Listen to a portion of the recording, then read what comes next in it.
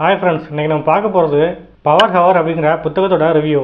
இந்த புக்கில் சொல்லியிருக்கக்கூடிய விஷயம் என்னென்னா, எப்படி உங்கள் இலக்குகளை நோக்கி கவனமாக பயணித்து உங்களுக்கு பிடிச்சமான வாழ்க்கையை வாழ்வது அப்படிங்கிற பற்றி தான் சொல்லியிருக்கு. இந்த புக்கோட ஆத்தர் அட்ரினி ஹெர்பர்ட்.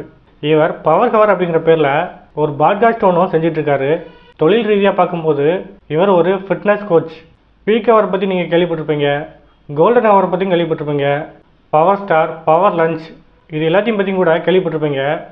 அது என்ன பவர் ஹவர் அப்படிங்கிற கேள்வி உங்கள் மனசுக்குள்ளே இருக்கலாம். எந்த வேலையாக இருந்தாலும் அதை காலம் தாழ்த்தாமல் உரிய நேரத்தில் செஞ்சு அதனால் கிடைக்கக்கூடிய பலனை பெறுவது தான் பவர் ஹவர் அப்படின்னு சொல்கிறாங்க. இப்போ ஒரு மரத்தை நடுவதற்கான சிறந்த நாள் எது அப்படின்னு கேட்டிங்கன்னா, சமூக ஆர்வலர்லாம் என்ன சொல்லுவாங்க, இன்றைக்கி தான் அந்த சிறந்த நாள் அப்படின்னு சொல்லுவாங்க. அதே மாதிரி இன்றைக்கி நாம் ஒரு செடியை நடலாம் அப்படின்னு நினைப்போம். இன்றைக்கி டைம் இருக்காது, நாளைக்கு நடலாம் அப்படின்னு நினைப்போம். அது அப்படியே தள்ளி போய் நாம் மறந்துடுவோம். அப்புறமா கொஞ்ச காலம் கழிச்சு தான் யோசிச்சு பார்ப்போம், நாம் முன்னாடியே இந்த செடியை நட்டுருக்கலாமே அப்படின்ட்டு. இதைத்தான் பவர் ஹவரை வீணாக்குறோம் அப்படின்னு சொல்கிறாரு இந்த புத்தகத்தோட ஆசிரியை. சரி, நமது இலக்கை அடைவதற்கான நேரத்தை திட்டமிட்டு செலவு பண்ணுவது எப்படி அப்படிங்கிறத பற்றி தான் இந்த புக்கோட ஆத்தர் இதில் சொல்லியிருக்காரு. அப்படி அவர் என்னென்ன விஷயங்கள்லாம் சொல்லியிருக்காரு அப்படிங்கிறத பற்றி தான் இந்த வீடியோவில் பார்க்க போகிறோம். வாங்க வீடியோக்குள்ளே போகலாம்.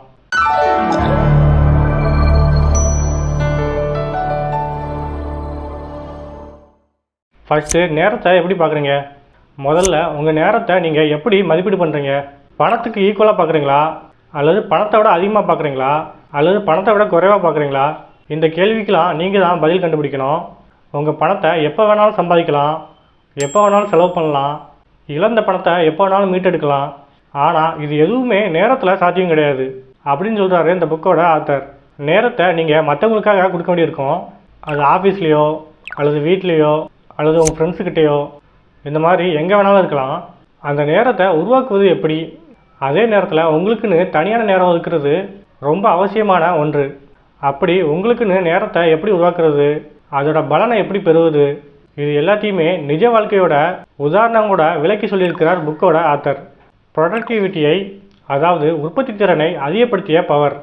இந்த கதையை அவரோட சொந்த வாழ்க்கையோட கதையிலேருந்து ஆரம்பிக்கிறார் இந்த புக்கோட ஆத்தர். ஆத்தருக்கு ஒரு ஆண் குழந்தை இருக்குது.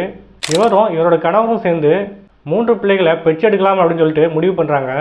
ஆல்ரெடி ஒரு குழந்தை இவங்ககிட்ட இருக்குது. 2ஆவது குழந்தைய பெற்றெடுக்கலாம் அப்படின்னு முடிவு பண்ணும்போது டாக்டர் இவர்கிட்ட இயற்கையான முறையில் கருத்தரிக்கிறது சாத்தியமில்லை அப்படின்னு சொல்கிறாரு. ஸோ இவங்க ஐவிஎஃப் முறையில் கருத்தரிக்கலாம் அப்படின்னு சொல்லிட்டு முடிவு பண்ணுறாங்க. ஆனால் ஒரு நாள் திடீர்னு அந்த கருவும் கலைஞ்சிடுச்சு.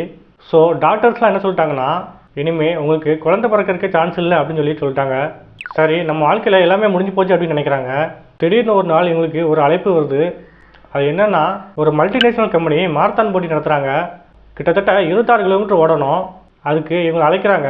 சரி, ஒரு சேஞ்சஸாக இருக்கட்டும் அப்படின்ட்டு இவங்களும் அதுக்கு ஒத்துக்கிறாங்க. மாரத்தான் ஓடணும்னா கடுமையான பயிற்சி வேணும். இவங்களோட ஸ்கூல் போகிற பையனையும் கவனிச்சுக்கிட்டு இவங்க ஒரு ஃபிட்னஸ் கோச்சாக இருக்காங்க, அந்த வேலையும் பார்த்துக்கிட்டு மாரத்தான் ஓடுறது சாத்தியமா அப்படின்னு யோசிக்கிறாங்க. இருந்தாலும் அதுக்கான நேரத்தை திட்டமிட்டு பிளான் பண்ணுறாங்க. மாரத்தானில் வெற்றிகரமாக ஓடணும்னா டெய்லி 1 மணி நேரமாவது ப்ராக்டிஸ் பண்ணணும். அப்படி ப்ராக்டிஸ் பண்ணுறதுக்கு இவங்க பையன் காலையில் எழுந்திருக்க முன்னாடியே இவங்க எழுந்திரிச்சு பயிற்சி செய்யணும். ஸோ அவங்க பையன் எழுந்திருக்கிறதுக்கு 1 ஹவருக்கு முன்னாடியே இவங்க எழுந்திரிச்சு டெய்லி ப்ராக்டிஸ் பண்ணுறாங்க. இப்படி டெய்லி எழுந்திரிச்சு ப்ராக்டிஸ் பண்ணும்போது அவங்களோட வாழ்க்கையில் பல அதிசயங்கள் நடக்குது. அதை பார்த்து வியந்து போகிறாங்க. ஸோ அந்த கூடுதல் 1 மணி நேரத்தால் அவங்களுக்கு கிடைச்ச பலனை பற்றி இந்த புக்கில் விளக்கமாக சொல்லியிருக்காங்க. இந்த பவர் ஹவர் அப்படிங்கிறது உங்கள் வாழ்க்கையை புரட்டி போட வல்லது அப்படின்னு சொல்கிறாரு. இன்றைக்கி இவங்க வெல்னஸ் இண்டஸ்ட்ரியில் ஒரு பெரிய கோச், ஒரு பிராண்ட் கன்சல்டன்ட், மோட்டிவேஷனல் பேச்சாளர். உலக அளவில் 14 நாடுகளில் மாரத்தான் ஓட்டம் ஓடிருக்காங்க. ஆப்பிள், பர்க்லேஸ், ஏஎஸ்ஓஎஸ் இந்த மாதிரி பெரிய பெரிய கம்பெனிகளில் அங்கே இருக்க எம்ப்ளாயி கூட உரையாற்றிய பெருமை எனக்கு கிடச்சிருக்கு அப்படின்னு சொல்கிறாரு. இது எல்லாத்துக்குமே முக்கியமான காரணமாக இருக்கிறது அந்த பவர் ஹவர் தான் அப்படின்னு சொல்கிறாரு. ஃபஸ்ட்டு உங்கள் வேலையை முதல்ல முடிச்சுக்கோங்க. இன்றைக்கி பரபரப்பான உலகத்தில் எக்கச்சக்கமான விஷயங்கள், புதிய ஐடியாக்கள் அப்படின்னு நிறைய நாய்ஸ் இருக்குது. இதிலெல்லாம் நாம் தொலைஞ்சு போயிடுறோம் அப்படின்னே சொல்லலாம். பிழப்பை ஓட்டுறதே அவங்கவுங்களுக்கு பெரிய பிரச்சனையாக இருக்குது. இதில் எங்கே அவங்களுக்கு இருக்க ஆசையை நிறைவேற்றுறது? இந்த மாதிரி மாரத்தான் ஓடணும், ஒரு புக்கு எழுதணும், ஒரு பிஸ்னஸ் ஆரம்பிக்கணும் அப்படின்னு நிறைய பேர்த்துக்கு ஆசை இருக்க தான் செய்யுது. ஆனால் அதுக்கான நேரம் எங்கே இருக்குது அப்படிங்கிறது தான் எல்லாத்தோட கேள்வி. உங்களோட இலக்குகள் சின்னதாக இருந்தாலும் சரி, பெரியதாக இருந்தாலும் சரி, உங்களுக்கான நேரத்தை நீங்கள் தான் உருவாக்கணும். ஒவ்வொரு நாளும் விடியும் போது வாட்ஸ்அப் பார்க்குறது, மெயில் பார்க்குறது, குழந்தைகளை கவனிக்கிறது, இந்த மாதிரி நிறைய வேலைகள் நமக்கு முன்னாடி வரிசை கட்டி தான் நிற்கும். ஸோ அதனால தான் விடியறதுக்கு முன்னாடியே நமக்குன்னு செய்யக்கூடிய விஷயங்களை செஞ்சிடணும். மற்றவங்களுக்காக நம்ம நேரத்தையும் எனர்ஜியும் செலவு பண்ணுறதுக்கு முன்னாடியே நமக்காக கொஞ்சம் நேரம் ஒதுக்கி செலவு பண்ணிடணும். இது பின்னாடி வரக்கூடிய நாட்களில் நமக்கு மிகப்பெரிய பலனை கொடுக்கும் அப்படின்னு சொல்கிறாரு புக்கோட ஆத்தர். அடுத்ததாக காலம் தாழ்த்தும் கெட்ட பழக்கம். காலையில் எழுவதற்காக நாம் எல்லாருமே அலாரம் வைப்போம். ஆனால் அலாரம் அடிக்கும் போது ஸ்னூஸ் பட்டனை அழுத்தி விட்டுருவோம். இந்த மாதிரி ஸ்னூஸ் பட்டனை அழுத்துறதுனால பாதிப்பு நமக்கு தான். அன்றைய நாளில் ஒரு 10 நிமிஷத்தை நாம் தள்ளி போடுறோம். எதுக்காக அப்படி தள்ளி போடுறோம்? நாம் செய்ய போகிற ஒரு செயல் நமக்கு பிடிக்கிறது கிடையாது, அதனால தான் தள்ளி போடுறோம். இதுவே உங்களுக்கு பிடிச்ச காரியத்தையோ அல்லது உங்களுக்கு பிடிச்சமான இடத்துக்கோ போகணும்னா நீங்கள் இந்த மாதிரி தள்ளி போட மாட்டீங்க. வேக வேகமாக எழுந்துச்சி கிளம்பிடுவீங்க. ஸோ இலக்குகள் இருக்குது, ஆனால் எழுந்திருக்க முடியல அப்படின்னா இலக்குகள் நமக்கு பிடித்தமானதாக இல்லை அப்படின்னு தான் அர்த்தம். அடுத்ததாக பரபரப்பாக கற்றுக்கொள்ளுங்கள்.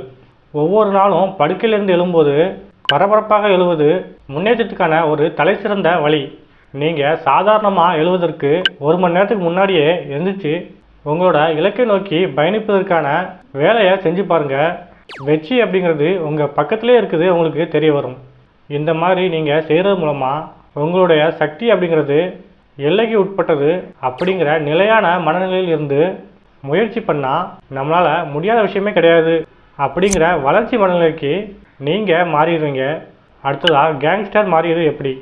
சவுத் லண்டனில் கேங்ஸ்டர் கூட்டத்தில் ஒரு ஆளாக இருந்தவர் கார்ல் லோக்கோ.